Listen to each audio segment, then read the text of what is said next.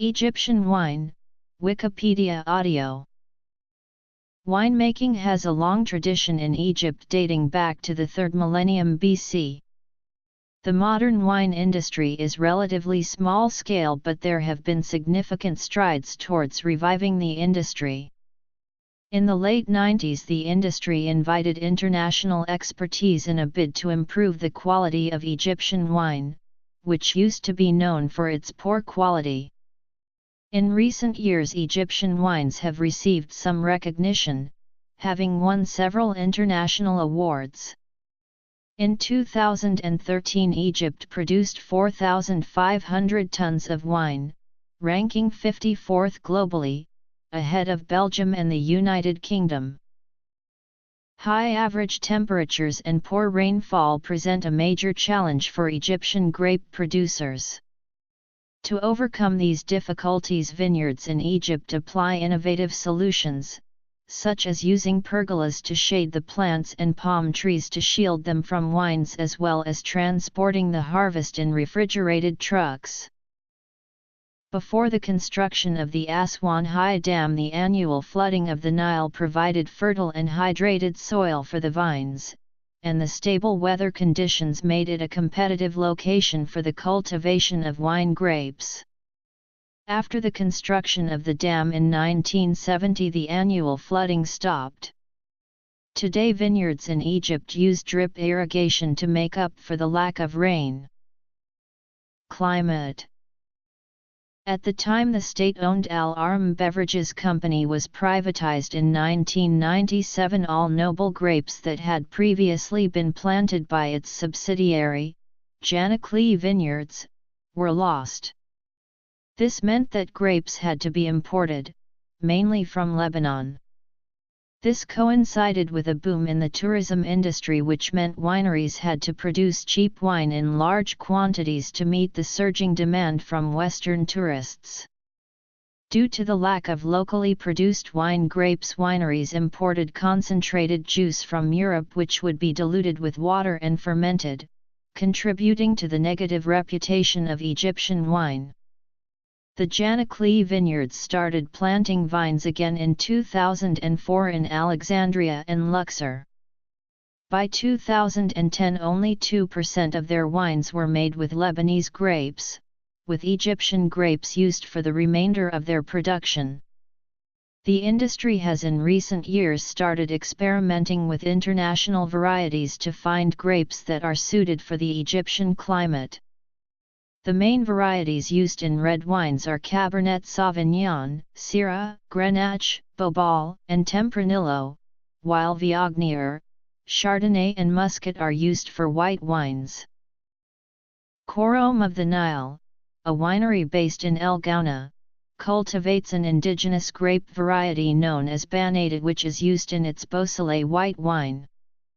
In 2016, the wine won a silver medal at the International Wine Contest in Brussels. The grapes are grown at their vineyard by the Nile in central Egypt, near Beni Hassan, an ancient Egyptian site. Wine played an important role in ancient Egyptian ceremonial life. A thriving royal winemaking industry was established in the Nile Delta following the introduction of grape cultivation from the Levant to Egypt c. 3000 BC. The industry was most likely the result of trade between Egypt and Canaan during the early Bronze Age, commencing from at least the 27th century BC, 3rd dynasty, the beginning of the Old Kingdom period. Winemaking scenes on tomb walls, and the offering lists that accompanied them, included wine that was definitely produced in the Delta vineyards. By the end of the Old Kingdom, 5 distinct wines, probably all produced in the Delta, constituted a canonical set of provisions for the afterlife. Wine in ancient Egypt was predominantly red. Due to its resemblance to blood, much superstition surrounded wine drinking in Egyptian culture. Shadeh, the most precious drink in ancient Egypt, is now known to have been a red wine and not fermented from pomegranates as previously thought. Plutarch's Moralia relates that, prior to Samodicius I, the pharaohs did not drink wine nor offer it to the gods, thinking it to be the blood of those who had once battled against the gods and from whom, when they had fallen and had become commingled with the earth, they believed vines to have sprung. This was considered to be the reason why drunkenness drives men out of their senses and crazes them, inasmuch as they are then filled with the blood of their forebears. Residue from 5 clay amphoras in Tutankhamun's tomb, however, have been shown to be that of white wine, so it was at least available to the Egyptians through trade if not produced domestically. Winemaking continued to be part of Egyptian culture during Roman rule in Egypt.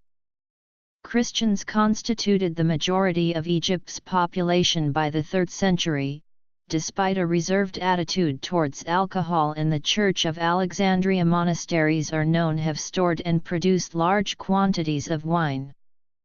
In 2008, 2 wine presses dating back to Roman rule in Egypt were unearthed near St. Catherine's Monastery in Sinai, along with ancient coins from Antioch, which could indicate that Egyptian wine was exported to Christians in the region.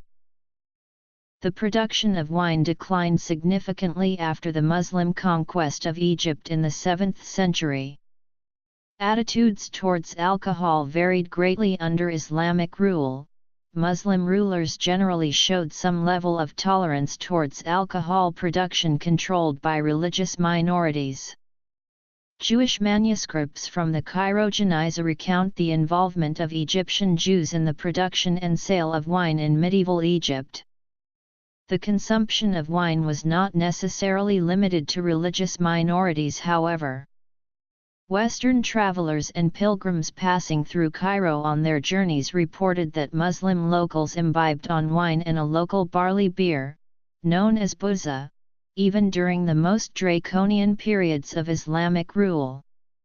The most popular wine was known as Nebat Shamsi, made from imported raisins and honey and left to ferment in the sun.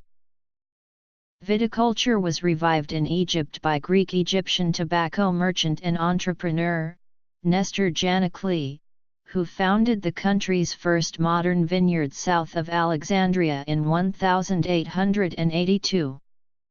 The country's wine industry expanded under the early 20th century, until the Egyptian Revolution of 1952, which saw the country's liberal monarchy unseated, in favor of a presidential system.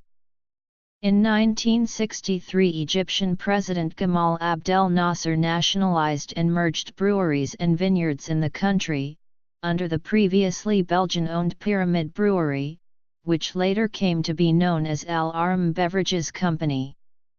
Mismanagement under state ownership and an increasingly religious population contributed to the industry's gradual decline. The company was privatized in 1997, at the height of its ruination, part of an economic reform program that sought to restructure the country's economy. This was viewed as a turning point for the alcohol industry as a whole in Egypt. Its new owner, Egyptian businessman Ahmed Zayat, restructured the company and introduced a line of non-alcoholic beverages that would appeal to the conservative segment of the population. The company was sold to Heineken International in 2002 for $280 million. Grape varieties. History.